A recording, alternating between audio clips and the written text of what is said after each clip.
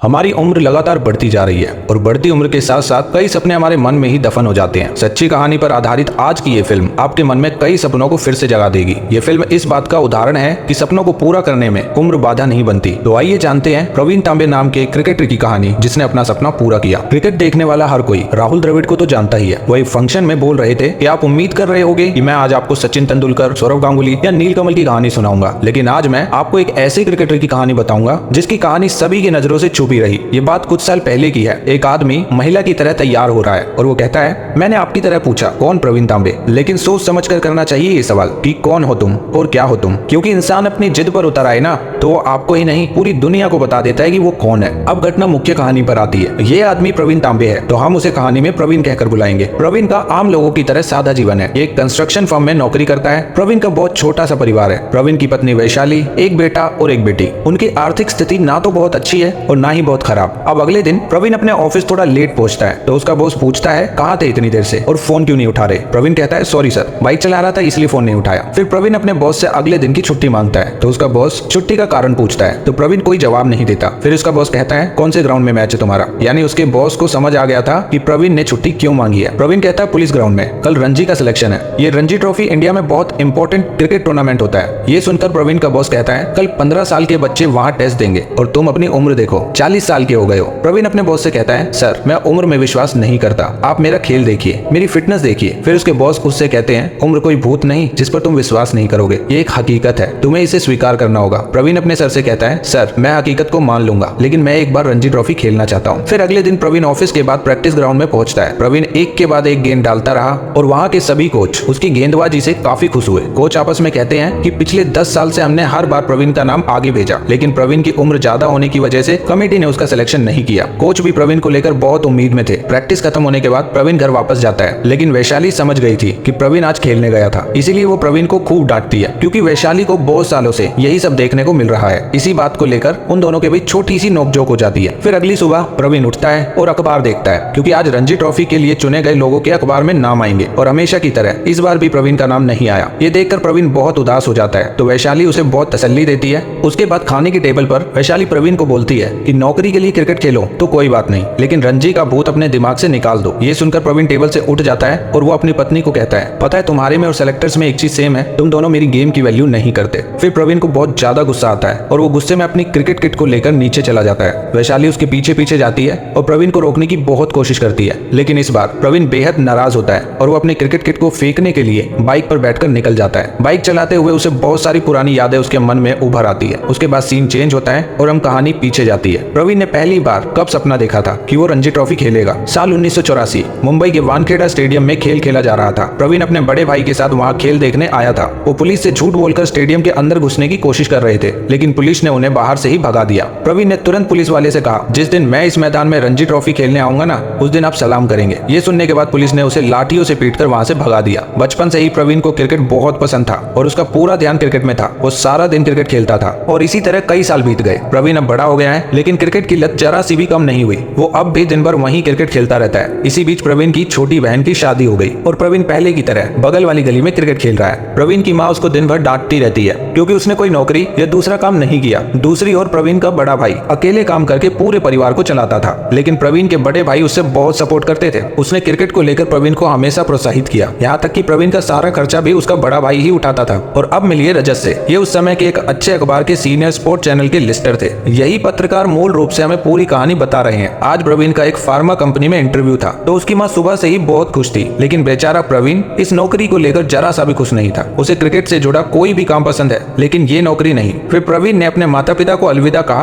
और नीचे चला गया। नीचे प्रवीण ने अपने एक दोस्त को देखा। उसके दोस्त की कंपनी में आज एक बहुत इंपॉर्टेंट मैच था, लेकिन उनका एक खिलाड़ी बीमार था और ये सुनने के बाद प्रवीण अपने दोस्त से जिद करने लगता है कि वो प्रवीण को उस मैच में खेलने के लिए अपने साथ ले चले। वो अब इंटरव्यू देने भी नहीं जाता। पहले तो प्रवीण के दोस्त ने बहुत मना किया, लेकिन प्रवीण के बार बार कहने पर आखिरकार प्रवीण वहां खेलने चला ही गया। क्योंकि ये मैच तो दो कंपनियों के बीच था, इसीलिए कंपनी के मालिक प्रवीण को नहीं पहचानते। बल्लेबाजी करने के बाद जब प्रवीण गेंदबाजी करने आया तो उसकी गेंदबाजी प्रदर्शन भी बिल्कुल शानदार था। प्रवीण एक के बाद एक विकेट लेता गया और फाइनली मैच को प्रवीण ने जिता दिया। लेकिन विरोधी टीम के एक खिलाड़ी ने प्रवीण को पहचान लिया। उसने समिति को बताया कि प्रवीण इस कंपनी में काम नहीं करता, लेकिन टीम के खिलाड़ी कहते हैं कि प्रवीण हमारी कंपनी में काम करता है। पहले वो पार्ट टाइम नौकरी कर रहा था, लेकिन अब वो फुल टाइम नौकरी पे है। लेकिन हम जानते हैं कि ये झूठ था। चर्चा ऐसे ही चलती रही और फिर कंपनी के मैनेजर प्रवीण का अपॉइंटमेंट लेकर आया, जो 6 महीने पुराना था। मैनेजर ने समिति को बताया कि प्रवीण हमारा 6 महीने पुराना स्टाफ है और ये अपॉइंटमेंट लेटर उसका सबूत है। उसके बाद मैनेजर प्रवीण की बहुत तारीफ करता है और वो प्रवीण को लेकर उसकी कंपनी के मालिक के पास जाता है। तभी कंपनी के मालिक ने प्रवीण को देखते ही कहा, वेलकम टू ओरिएंट। यानी हम समझते हैं कि प्रवीण का काम वास्तव में पूरा हो गया और वो एक खिलाड़ी के रूप में कंपनी के लिए क्रिकेट खेलेगा। उसके बाद प्रवीण मिठाई लेकर घर आता है, लेकिन उसकी माँ उससे बहुत नाराज है क्योंकि आज वो इंटरव्यू देने नहीं गया। फिर प्रवीण अपनी माँ को अपनी नौकरी के बारे में बताता है, लेकिन इससे भी उसकी माँ का गुस्सा कम नहीं होता। लेकिन जब प्रवीण कहता है कि यहाँ उसकी सैलरी 2 गुनी है, तब उसकी माँ का गुस्सा एकदम से गायब हो जाता है। अब अगली सुबह प्रवीण उठता है और उसे पता चलता है कि प्रवीण ने जो मैच किसी अन्य खिलाड़ी की जगह खेला था,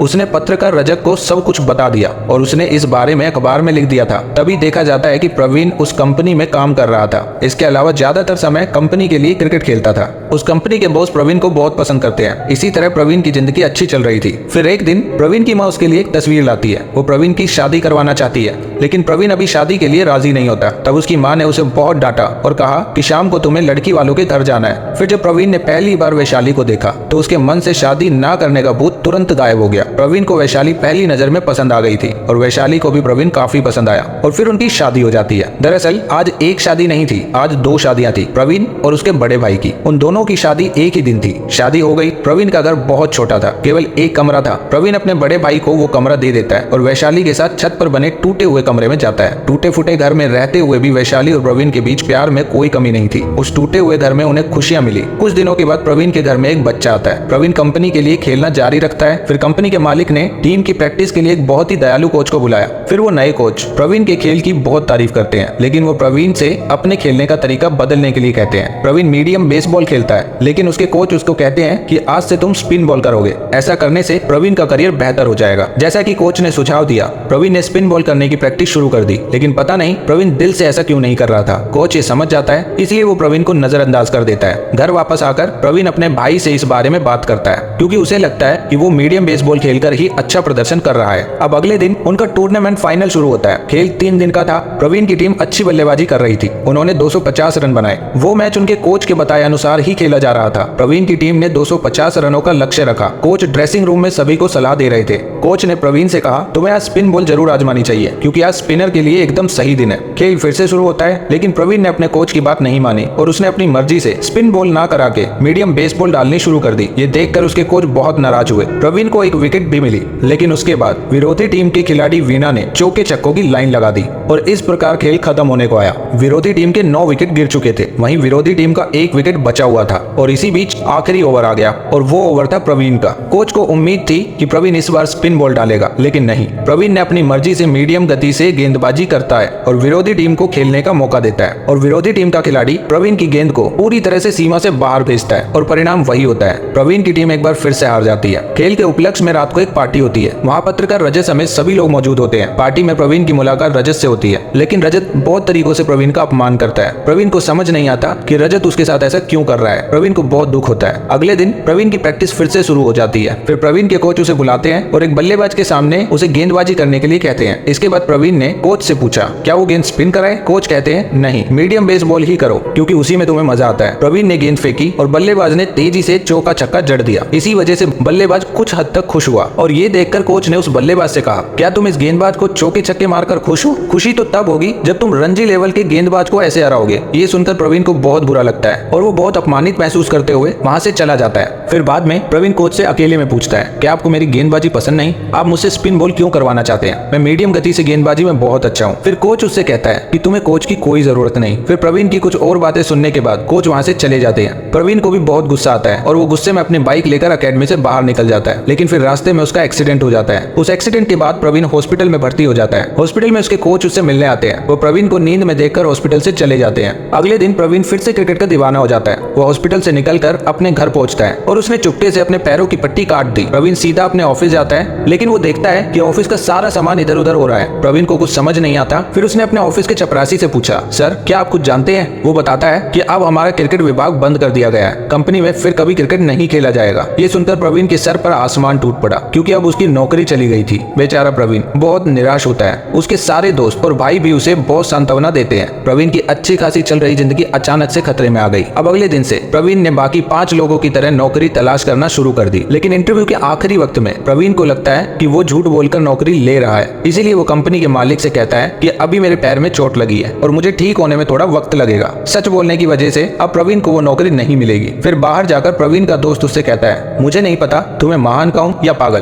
तो प्रवीण ने अपने दोस्त को कहा, अगर जीवन में सफलता मिली तो महान कहना। प्रवीण ने अपनी नौकरी की तलाश बंद नहीं की। उसने एक छोटी सी डायमंड कंपनी का विज्ञापन देखा। वहाँ खेल के कोटे में एक आदमी की जरूरत थी, इसीलिए प्रवीण सुबह होते ही वहाँ पहुंच जाता है। वहीं दूसरी तरफ प्रवीण के पिता वैशाली से मिलने आते हैं। वो उनके बच्चों के लिए कुछ खाना लाते हैं। प्रवीण के पिता उसकी आर्थिक स्थिति को जानते थे, इसलिए वो वैशाली से कहते हैं कि मेरे पास बाइक में कुछ पेंशन के पैसे रखे हैं, तुम इसे ले सकते हो और अपना परिवार चला सकते हो। लेकिन वैशाली उनसे कहती है कि प्रवीण इसे कभी स्वीकार नहीं करेगा। इसी बीच प्रवीण उस डायमंड कंपनी में पहुंचता है, लेकिन वहां जाकर प्रवीण को पता चलता है कि वो केवल 1500 रुपए सैलरी देंगे और अभी तक उनकी क्रिकेट टीम तैयार भी नहीं हुई है। प्रवीण वहां नौकरी शुरू कर देता है और नौकरी के साथ साथ वो अपना खेल भी जारी रखता है। वो अलग अलग टूर्नामेंट्स में मैच खेलता है और वहां से मिले अलग अलग पुरस्कारों को घर में लाकर बेच दिया करता है और इस पुरस्कार को बेचकर वो अपना परिवार चलाता है। एक दिन प्रवीण मैदान में खेल रहा था और तभी उसे अपने पैर में लगी चोट में दर्द महसूस हुआ। वह मीडियम गति से गेंदबाजी नहीं कर सकता था, इसीलिए उसे स्पिन गेंदबाजी आजमाने के लिए मजबूर होना पड़ा। स्पिन गेंद के बाद प्रवीण को कुछ समझ नहीं आता। उसकी गेंदबाजी बहुत अच्छी हो गई थी।